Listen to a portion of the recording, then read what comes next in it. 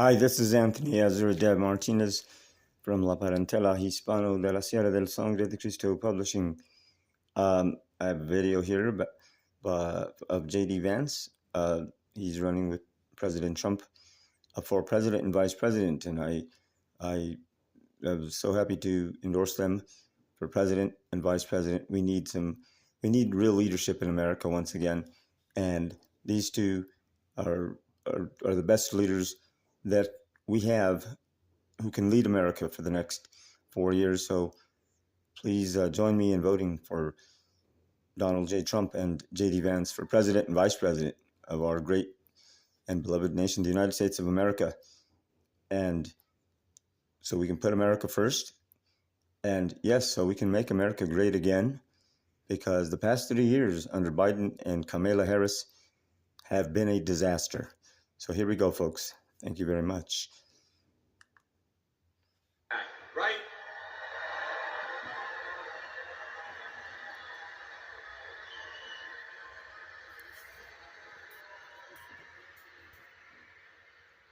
We're going to save this country for Americans of every race, color, and creed. We're going to do it the hard way. We're going to do it because this country is worth saving. We're going to do it by fighting through the media lies, and we're going to do it by electing Donald J. Trump, President of the United States.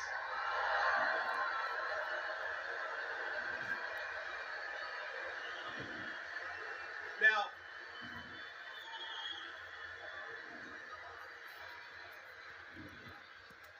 maybe the worst and most dishonest thing that Kamala Harris has done, and it is a long list, my friends, is that she helped cover up Joe Biden's declining mental capacity for years. It's actually sad. Putin, Xi, Kim Jong-un, all these dictators, they have been sitting in private rooms for 3.5 years, licking their chops because we have a president who can't actually do the job. Now, anyone who's too blind to see Biden's incompetence or too dishonest to admit it is not fit to serve as commander-in-chief. She lied to us. She lied to all of us, and it's unacceptable.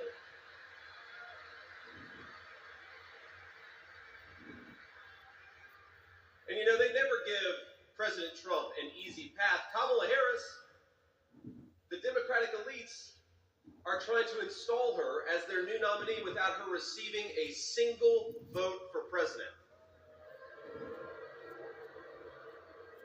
The media, our friends back there, they call it a coronation. I think there's another word. I call it a coup. In America, we do not crown our leaders. We vote for them. Democrat or Republican, you got to give the voters a choice.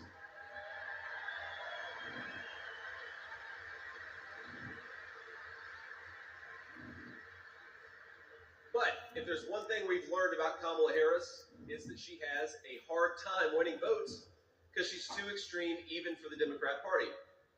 Remember, in the 2020 primary, Harris dropped out months before they even cast the first vote. She was so unpopular, she polled in the low single digits among Democrats the entire campaign. She wasn't even the top 3 in her home state of California, and that is pretty embarrassing, ladies and gentlemen. And the reason is because Democrats know that the American people would never elect a San Francisco liberal who's so far outside the mainstream. Now, we've got to give some credit to our Democrat friends because they were right in 2020. The American people are never going to elect a wacky, out-of-touch San Francisco liberal like Kamala Harris.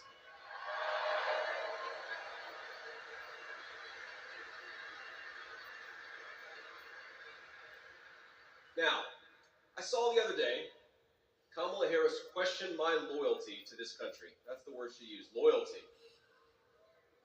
And it's an interesting word, simplify, loyalty, because there is no greater sign of this loyalty to this country than what Kamala Harris has done at our southern border. And I'd like to ask the Vice President, what has she done to question my loyalty to this country? I served in the United States Marine Corps. I went to Iraq for this country.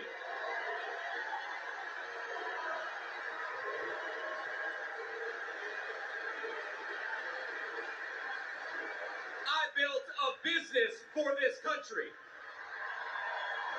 And my running mate took a bullet for this country. So my question to Kamala Harris is, what the hell have you done to question our loyalty to the United States of America?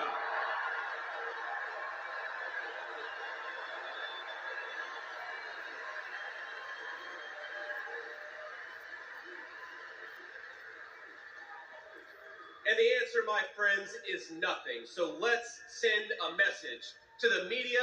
Let's send a message to Kamala Harris.